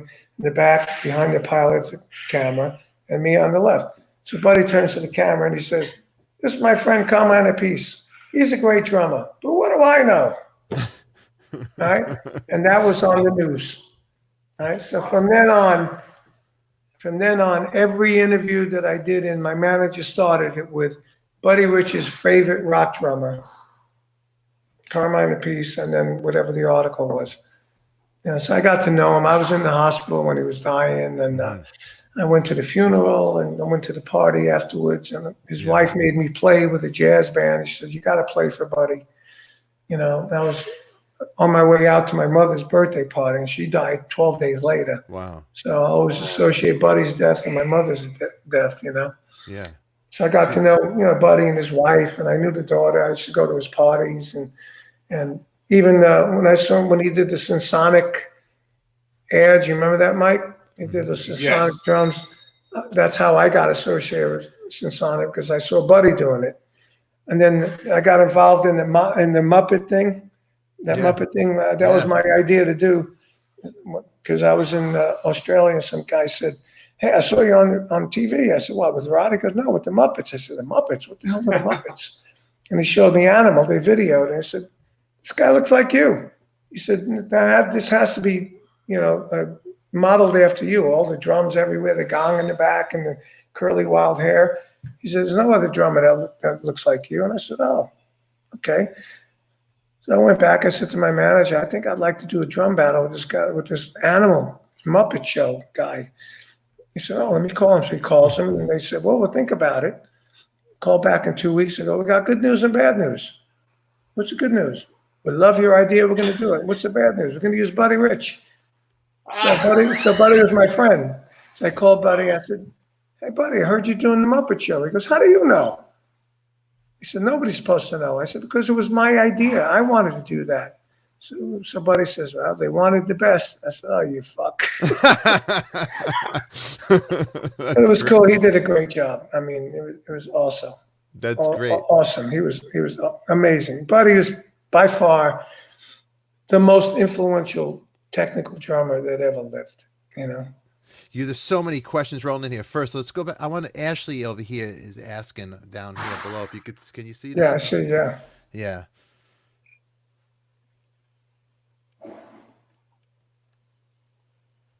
How did Beck Appice album come about? Actually, we were trying to get to play with Jeff Beck since 1969 with Jeff when we did a co-commercial with Vanilla Fudge, and our guitar player got sick. So we had the same attorney as Jeff. Jeff was in town. He filled in for our guitar player. And after me and Tim played with him, we said, "Whoa, what a difference." I mean, Jeff is just amazing.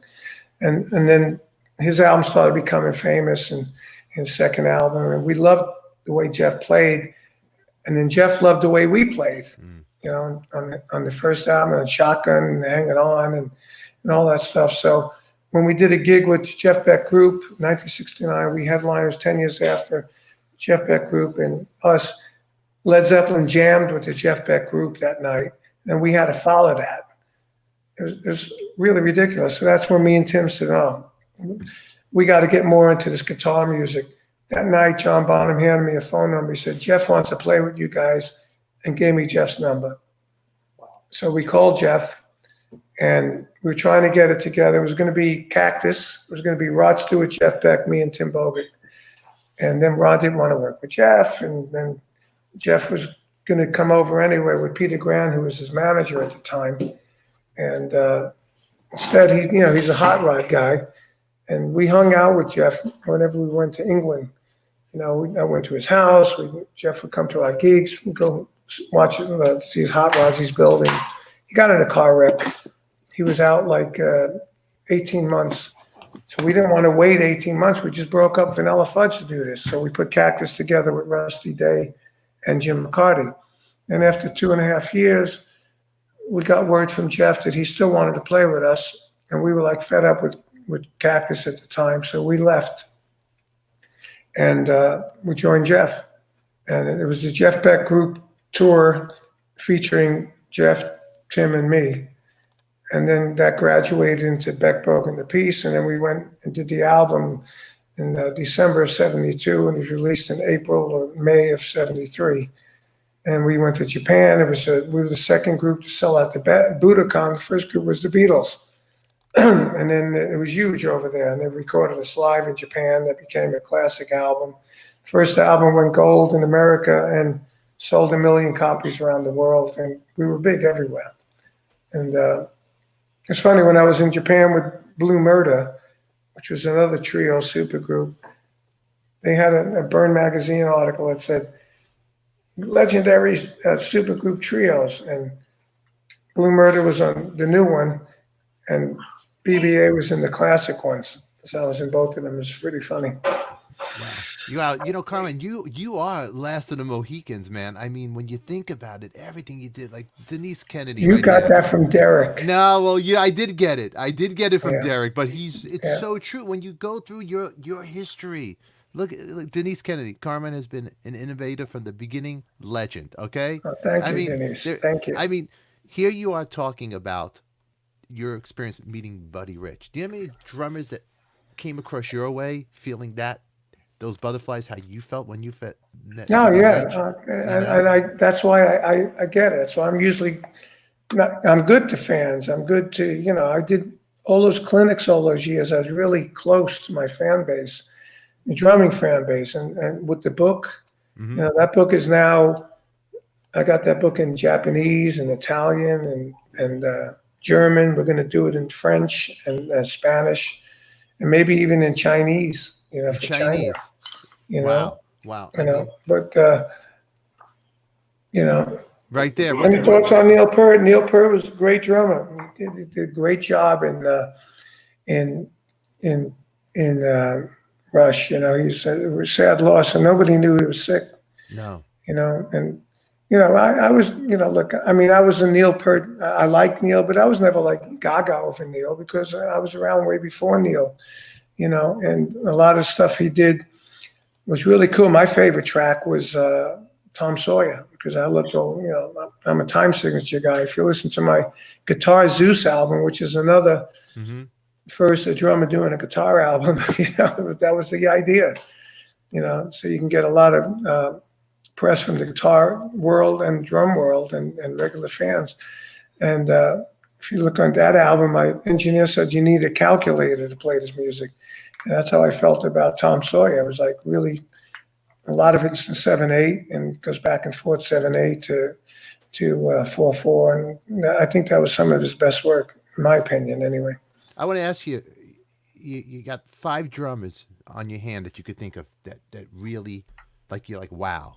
Can you give me 5 drummers? Me? The top. Buddy Rich, Gene Krupa, Max Roach, Joe Morello, all jazz guys. And, rock guys, I would say, Bonzo, Stewart Copeland, my brother. I really love my brother's playing. There's guys, I don't even know their names today. Some of these guys that are really awesome. There's a guy that Sonny Emery played with. He was discovered also at my drum off. Played with Earth, Wind and Fire, and he was amazing. He was an amazing player. And John, it's a dude that died. John played with Prince. Oh, that guy. John Blackwell. John Blackwell. I loved him. He away, was such a great drummer. Incredible. And when I met him, he said, "Hey, man, I love you." I said, "Yeah, I copped a lot of stuff from you." I said, "Well, I listened to your playing. I don't see my." He goes, "That twirl, I got that from you from that Do You Think I'm Sexy album video." I said, "I don't do that twirl like that." That's a good picture of you guys. Look at you back there. Wow, man. Right? Yeah. I mean, that's you. I remember that video too. I mean, yeah. But he did a version of it that changed my version that all the young drummers learned now, which is different. And it's like what Joe Morello told me, years ago. He said, nobody has it all. Everyone steals from each other. I mean, You know? I mean. You see the way you're twirling there, Mike? I'm The doing it secret- wrong. I'm going No. backwards instead of No. forwards. Yeah, but the secret to that is you're doing it, holding it to the camera. You got to do it this way. That This way you way. see the Wow. twirl. Like this. Then you see the Then twirl. my big hand will See cover this? my face. You See what I'm Mike, saying? See what I'm Look, I saying, just got a Steve? lesson. I just Yeah. got. I You love know it. what that would cost I- you? You know what that would Yeah. cost you? How about Yeah. how about this guy right here? This you got a show coming over here, and how about this guy? Yeah, yeah. You got Eric Singer going on. You got this artist on lockdown. Tell us a little about this that you got hanging in Well, bed. that was an agent of mine that books I have a Rod Experience show that has members of Rod Stewart Group and a guy Yeah. that looks like Rod. We've done a bunch of gigs for fun, And he said, there's going to be no gigs until next year. So Yeah. we should try and entertain people. Why don't we put like some sort of live show together? So this will be the fourth week. Last week, we did Derek Sherinian. Yeah. The week before, we brought my brother on. The first week, it was just me. But the host is a guy, Ron Onesti, that does, he owns a couple of theaters in the Chicago area, and everyone's played there. Everybody. Sons of Apollo, Vanilla Fudge, my drum show, my slam show, my rod show. The Metro? Is it the Metro? No, not the Metro. It's the Arcada. The Arcada Theater in St. Charles. And he owns another one that near Chicago somewhere. But so he's the host, and he does a great job. He researches all the artists that we get on, and has great questions. And then we just hang like we're doing. So it's hanging and banging. Except my brother's on. My brother's a born comedian. He's very funny, so he keeps us laughing. And it's a lot of fun. So Derek said, you got to get Eric on. So I called Eric, and I talked to him the other day, and we're putting him on. And thanks to you, I think we're going to use this system. Yeah. No. This system's awesome, man. Hey, Carmine, this is actually really cool. You get the hang of it. The only problem is that's why I have Mike helping me with the interview, because I'll ask a question and I'm trying to click the comments, and then for example, you'll say, "Yeah, Buddy Rich and I, we smoked the joint together," and then if I'm too busy with the comments, and I'll go, "So did you ever meet Buddy Rich?" After you I know. You fall into that thing, and then you feel like, Yeah, oh my, you're paying attention, but you're really not paying attention. Yeah, and then you don't know me, I don't know you, and then you walk away and you go to Eric and Derek. What's with this guy Stefan? He doesn't remember anything I say, So What is Mike holding up there? oh, this shit! Look at this. This is our production. This is in my drum room. This is on my wall. These are some of my favorite drummers, and you're right at the top. Oh, great, man. Matt Sorum, Stuart Copeland, Bobby Blotzer. I love Russ Kunkel. I love Mickey Curry. Yeah. Stuart Copeland. I hung out with Stuart Copeland recently. I've known him before. I remember when they were coming up, they were headlining in Europe, and Billy Cobham was opening up. I went to see him. So me and Billy are friends, and we're talking. And Stuart's taping his hands up. So we started busting his chops, going, "What are you, a wimp? You got to tape your hands up." That's so funny. So when I saw him recently, I reminded him of that. I said, "Yeah, you guys are busting my chops, But I went to Stuart's house, and I did this radio station that he did, and this guy tattooed Stuart's autograph on his back. So he said, "We want your autograph also." So I autographed his back, and then he tattooed my autograph on his back. So when I went to Stuart's house to hang out, he had his big studio all full of his drums. He said, "Hey, Carmine, play this kit. Just had the snare drum I did on this song." So I'd be playing. He'd be in the back playing some jimbos. And we had a really good time. He's a really cool guy.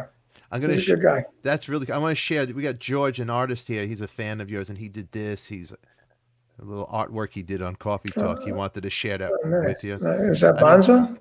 Yeah. No, look at that. No, that's you. That's you. That's me. That's you. Bonzo never had a China. No, he never did. No, his face, the mustache didn't go far enough down. That's why really I said quick. that. Look at the symbol, the splash symbol, which is your signature My innovation. China, the cone my symbol. China. My The shade cone symbol. symbol. The shade symbol. Yes, like a lampshade. Good Tell eye, me Mike. about that. It Good sounds eye, Mike. so. Yeah. I've been searching for one. I can't find them anymore. I Where know. can I get one? That's a Sounds good so question. cool. We did him. That was a weird discovery when I played with Edgar Winter, right? we were playing a lot of clubs in those days. I mean, everyone was playing clubs. Dio was playing clubs, and Black Sabbath was playing clubs. You know, in 1992 when grunge was in, we were all out. We were all dinosaurs. Anyway, we played this gig in North Carolina, and I heard this sound. I said, "What the hell is that?" This guy in the opening band had this sound, and I saw it from the back. It didn't look any different, but when I went to the side, I saw the shape of that cymbal. I said, "Wow, that's really cool. It sounds almost electronic, you know." So when he came off, I said, "What is that cymbal?" He goes, "Oh, that's a lampshade. My father has a lampshade company. They make brass lampshade, you know." And there, I said, "Really?" And I made a cymbal out of it. I said, "Wow, that's awesome. Could I have one? Can I buy one?" He said, "No, I'll give you one." You know, so he gave me one, and then I loved it. And I said, so I called him. I said, "We got to put this on the market," you know. So I made a deal with him that I guess he sold me 200 of them, you know. And as I sold them, I gave him, you know, a piece of the action, and we called it the Carmine lampshade. I used to put stickers on it that had Carmine Appice lampshade. There it is. Right. That's not the one. That one finally, and I was with Sabian at the time. I said, "Can you guys make this?" And they said, "No, we can't make that. We haven't got the tooling to do that." So you know, I went with that. I had Joey Heredia. You know Joey Heredia? Yeah. He was one of my endorsements, and a couple other Latin guys endorsed my product, which was the shade symbol. And then finally, I had just at the end of my relationship with Sabian, before I went back, I went with Istanbul. They came up with the tooling to make it, and they sent me some. And I said, "Wow, it sounds great."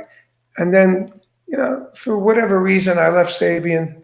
I went with Istanbul for a few years with my brother, and at that time, I went with D-Drum as well. So I said, "Why don't you guys?" They were looking for the signature snare on another product. I said, "Why don't we get the shade symbol from Sabian and put a D-Drum logo on it and a Carmine logo on it, and sell it as a D-Drum product," right? So we did. We made up about, I think it was maybe 300 or 400 of them, and we sold them to D-Drum, and they sold them all around the world. So now Sabian can make them, but they're not on the market yet. Yeah, but I may talk to them about seeing if we can, you know, if we can do that, you know, because it's an unbelievable sounding cymbal. It's incredible. And you had a regular crash cymbal over your kit on your little videos that you've been doing on Instagram from the house in Connecticut. And then a couple of videos later, you put the shade up, and it sounded so killer. I started searching and looking. That's what I wanted to ask you about. You know what's cool is the sounds in rock now, or music, or whatever. They're doing so many things where they're putting like jingles on the cymbals or the drums or this and that. It's that cymbal would be such an amazing piece to have for what people are doing, because it's not the normal clean ride cymbal. No, it's an accessory. It's a combination. It's an effect cymbal, a combination of a splash and a china. That's how I do. It's so cool. That's how I describe it. And wherever you play it, you could play it closer to the top of the shade or the bottom of the shade. You can ride on it. When you hit it underneath it like this. When you hit it with a mallet, it goes like, goes like that. And you can use it as a hi-hat. I had 12-inch, 15. I had 10-inch, 12-inch, and 15-inch. I used the 12-inch. I put it on the top of the hi-hat. That is really a wild sound. That is so cool. Now, Stefan, could we not post this immediately so I can search eBay and try to find one of these damn things before this goes out and it gets all over the thing? I could actually. The good thing about this, it's live now, and then I'm going to tell Carmine right now, and then we could stop it. I could make it private for YouTube, and then when the time is right, I could repost it live. Like if he didn't like the interview right now, he goes, "Stefan," he calls me up. Because you don't want to mess with a guy that played a club in Canarsie. He goes, actually, "Hey, take it off." I could actually go to in my drum room there, and on my phone I could play the cymbal itself, and it's incredible. And email it to you if you can insert it. I don't know if you can do that. Do you see this? Look at this. You see this? Denise Kennedy. I'm joking. I'm joking about holding the show. Put the show out. But my quest now and my obsession is to find one of these things, or the two different versions of them, as you said, the D-drum version and the other. Isn't there any on eBay? I know there was none like 2 weeks ago or 3 weeks ago. Once you posted that video of you playing it, I was like, I got to get one of those. You know why? You know why? Because they sound so good. They're amazing. Whoever has one keeps it. And the and price they don't point, break. And they don't break. And it was cheap. It was only like $100. Yeah, it's an incredible piece. Yeah, because that it's everybody just should have in their it's a spice. cheap brass cymbal, as Sabian said. Yeah. It's the shake that makes it sound the way it sounds. Yeah. Yeah. Yes. I wonder if Eric Singer has one. I don't think he has one. Eric's a Zildjian guy.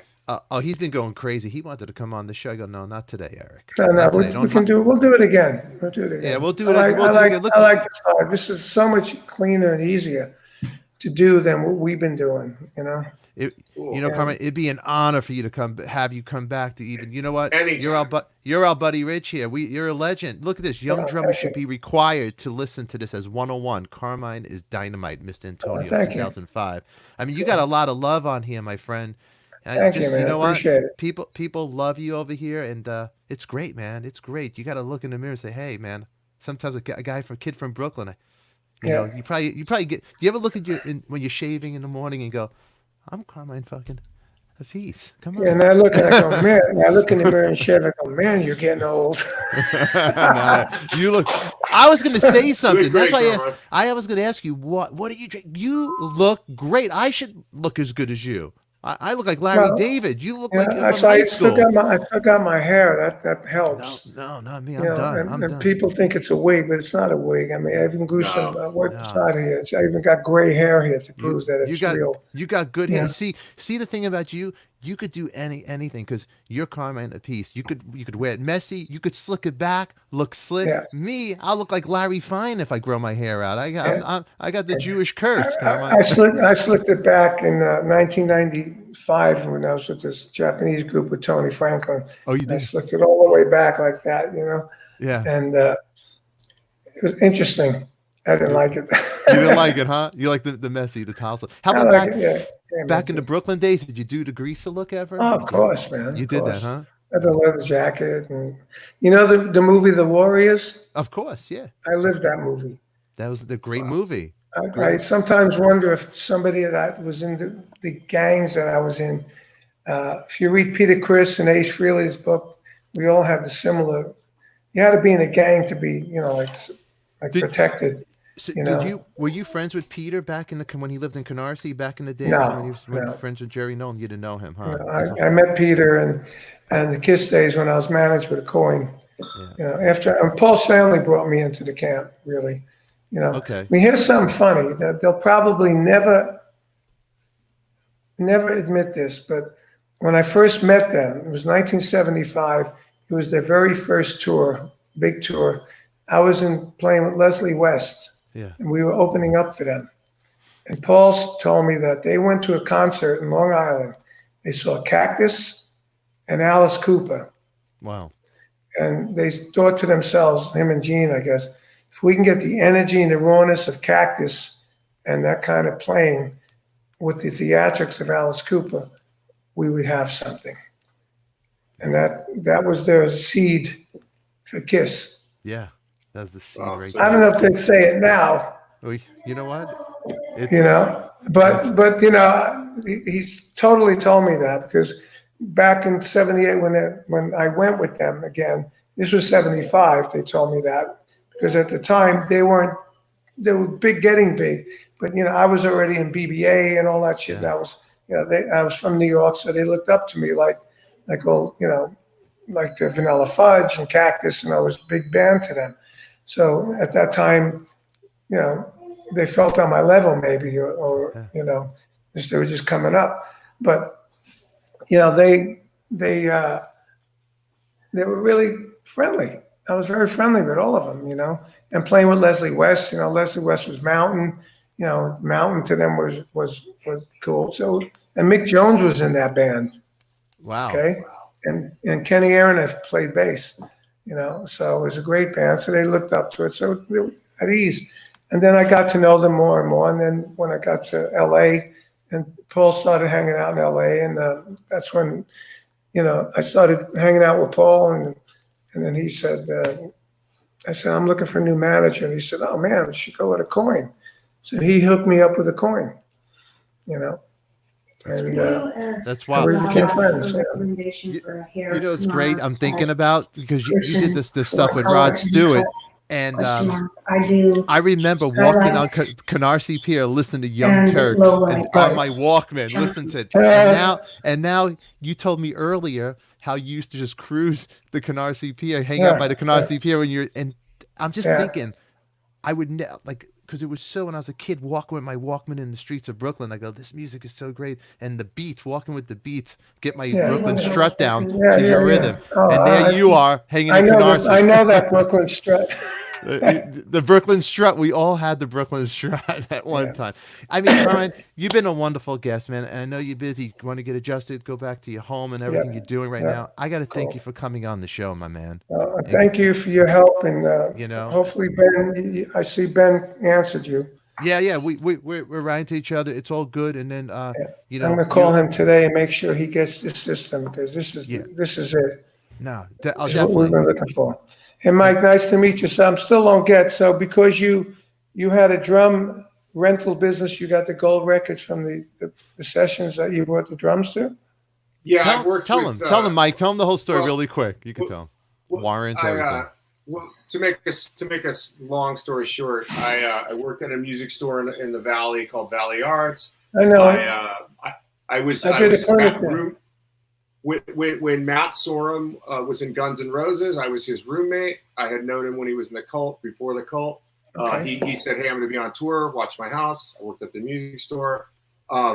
Mike, Matt's, my wife's talking me Chinook over here.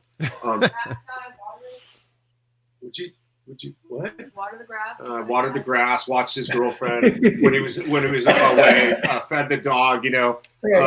Her friend Danny would come over and they were jacuzzi, but they were just friends. But Matt was on the road. Yeah, Danny's here. Anyways, Matt had to do the Spaghetti Incident record for Guns N' Roses. His drum tech, Timmy Doyle, was in Texas having a baby. This was after Use Your Illusions tour. And he said, hey, I need help in the studio. Can you help me? I knew how to tune drums because I had my hands on all kinds of product working at the music store. And I knew how to tune drums. Obviously, it was different than the road guy. I was more in tune. Mike Klink, the producer, loved it. Blah, blah, blah, this and that. It started me working with him. He's like, I'm going to do sessions. I'm going to be a session guy until Guns N' Roses goes back with me, which it never happened all these years later. So I started teching for him in the studio. Worked from Guns N' Roses to Green Day within 6 months. I worked with Trey Cool. Trey Cool said to me, hey, man, you should get some drums. Rent them out because I need a black beauty. I need this. I play these drums. I play this, but I need this for these sounds. Trey Cool. So I started my drum collection. I have everything at Mates, which Mates, and remember old Anthony and Bobby. Bobby. Andy. And He used to work with King Cobra. Yes. And so I started. So I was fortunate enough early on from Guns N' Roses to Fleetwood Mac to Nine Inch Nails to Green Day to everybody in between. Nice. I was a guy that was an option to the other rental companies or guys tuning on records that people didn't dig. I was a fresh face. Right. All so I knew how to do happened by accident. It completely by accident, but I was always playing. I was always playing the top 40 gig, the country. Wait, gig, hold on, Mike. Hold on. My kid. I have to take it to the doctor. We're gonna have the. I'm gonna bring Carmine back. He's gonna interview you. But he played with Warrant and he did all this. I played with Warrant. You're killing me, Mike. I was the 7th, 9th, and 11th drummer of Warrant because they went through guys. That's one of my jokes. I played in a band called Tiger Army. Now, I was fortunate enough back in like 2001 or 2 to be at the Vic First signing booth with you and your brother at NAMM. Okay. And there's a picture that Marco has somewhere. I don't have it. I couldn't find it. So we have met. I've seen Marco. You at Mates. Yeah, you look familiar, actually. And your name sounds familiar, too. He's hawking me China. Look, Carmine, look, Mike, I love you. You got to go. I gave you I'm so gonna much write time. you, I gave Carmine. you so much time with the legend. Come on, can I? All I got for you is I know Derek and Eric Singer. I got nothing. That's all I know. That's it. That's cool. You did a good job. You got No. this. You got this stuff going, man. It's good. Hey, man, you've been a true. Let me ask you a gentleman. quick question. Can you make the whole this screen as big as the computer? Is there Yeah. You how do can. you do that? Yeah, you can do it. How can I do it? How could you do it? Yeah. Oh, Mike, you'd have to explain on your end because I'm the host on here. You know what? I'm not sure. I think the biggest thing you're looking at on your computer now is as big as it gets, unless there's a mode that you can make it big. Because like but you sort of kind of want to. You want to see the comments. You want to see the people backstage. You want to see whatever. I think that's how they're doing it now. But what you can do is, I'll tell you something. You could block the comments. So say you have an artist on. No, it's not that. It's not the comments. I want to see it like a YouTube where you can make it the whole screen. Oh yeah, you could do like this. You could No, do I know, that but that's stuff. still, but you still have the Bigger. screen. Yeah. I want it bigger. I want it bigger. The whole computer. Look at The this, whole thing. Carmine. How about this? It's my show. Look, like this one. Look, I That's got good. this. That's how Look, you should have had it all show. See? Look, but I want to That's look. what I've been saying all this time. It's his show. I just like to look, but you could do little things like this. Look, for example, look at this. You ever thought in your career, Carmine, did you be on ADIKA TV right there? Look at that. There you you go. You got ADIKA TV. It looks like TV Guide. Totally. Look, you could tell people like this. You want people to subscribe to the Carmine channel? Look, hey, subscribe now or else you know what's going to happen. Right. You could do overlays and you could have like cool I love stuff. it. I love Look, like this. Look, everybody it. likes Hey, this. all right, man. WPIX, channel 11 every Sunday, Yeah. right? Yeah. So you can do Yeah, right. you know what I'm talking about. And then you could do for your sponsors on top. Look, right there, my Spearhead Coffee. You could do Coffee Talk, your logo on the top. Right. There's so much stuff here you could do. And then you switch the frame around. You could do like this. You could do this. My wife just kicked me. Okay, we're going. Look how professional show. I get kicked from the wife. I know. That's it. Okay. We're all getting that. We're all getting that. Happy wife, happy life. On that note, we're gonna. You know what? We have each other's number anyway, so we'll speak. I'm sure. Okay. Cool, man. I love. Nice to meet you, Mike. Reach out to you. Okay, Great to dude. meet you. You too, Ladies bro. and gentlemen, the legend, Carmine Appice. Hey, you Thank forgot to very say the much. mustache. The mustache. The mustache. And you know what? Let's over here. We're gonna Innovator. The innovator. Yeah. Mike, you did such a great job with your questions. The sticks so Thanks. much. Yeah, You did- it's good. Come on. Well, I felt like I was going to get fired, so. No, you did excellent. If the legend Thank you. approves, you're Yeah, in. That's you're it. good. You're rocking, dude. Derek Sherinian, Thanks, thank man. you for the last of Mohicans. You Yeah, made me look man. good. You made me look good. All right, my friend. Good job, Thank you bro. for coming, and then See we'll you next speak time. later. All right, Keep buddy. in touch. You got the email. I will. Okay. I will for sure, buddy. All right, Okay. bye-bye. Thanks, Carmine. Bye-bye. There it is, ladies and gentlemen. That was The legend. great. I'm sorry about that, Corey. No, you Sorry. were right. You were right. I was Let's gonna do- break it down. I was gonna say, hey, Carmine, are you a fan of awkward moments? No, but I got okay. Well, I got to head out of here really quick. Everybody, we're gonna have 5:00. We're gonna be back here at 5 with this afternoon. I want to thank the man, the myth, the legend, Carmine. Man, thank you for coming here. Thank you for making time for ADIKA and his gang. At this note, I am out of here. We will see you guys later. It's coffee talk with ADIKA. Nothing rhymes with that but chicken tikka. We name drop here with Stephen, Mike, and whoever.